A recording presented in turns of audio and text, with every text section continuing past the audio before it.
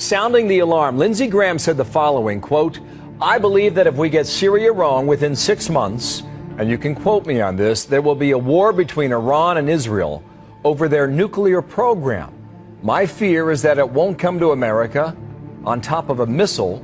It'll come in the belly of a ship in the Charleston or New York harbor." A shakeup at the highest levels of the U.S. military. A top general in charge of nuclear weapons fired, and this comes 48 hours after another top military commander was dismissed. Diane, these officers have some of the highest security clearances you can get and have been in charge of the nation's most sensitive nuclear arsenals.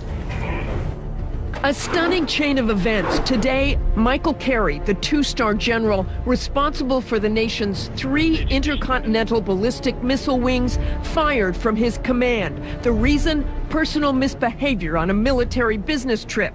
This comes just 48 hours after President Obama himself relieved the number 2 in command over the nation's nuclear arsenal over his suspected use of counterfeit poker chips. These follow an alarming string of general officers losing their jobs this year for inappropriate behavior, misconduct, or lack of leadership. 2 Marine Corps generals fired less than 2 weeks ago for not providing proper force protection in Afghanistan.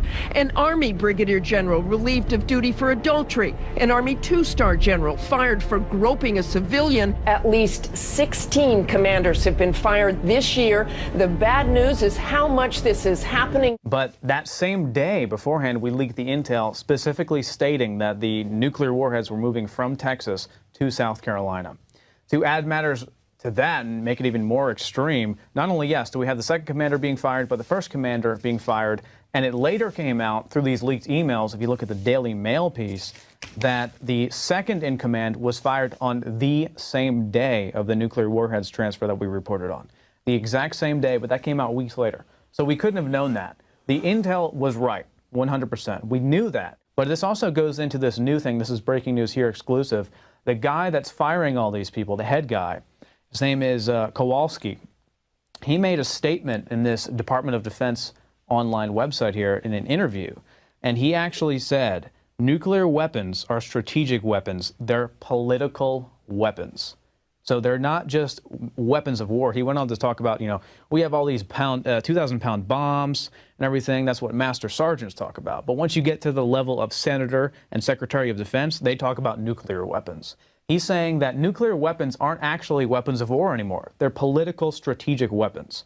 That, to me, sounds like he's saying he's holding the country hostage, as we talked about before. This is the guy in charge firing all these generals who wouldn't go along with him. They're replacing the real experienced people with this guy, Jack Weinstein, who will go along and play ball. It's definitely obvious these older generals were either whistleblowers, they weren't going to go along with the plan. And it seems to me that basically he's saying that, yeah, nuclear weapons are not for war, they're political and strategic weapons. Sounds to me like they wanted to launch a false flag attack as a pretext to war in Syria and Iran, as Graham was their little playboy to go out and say it, and then these guys would not go along with it.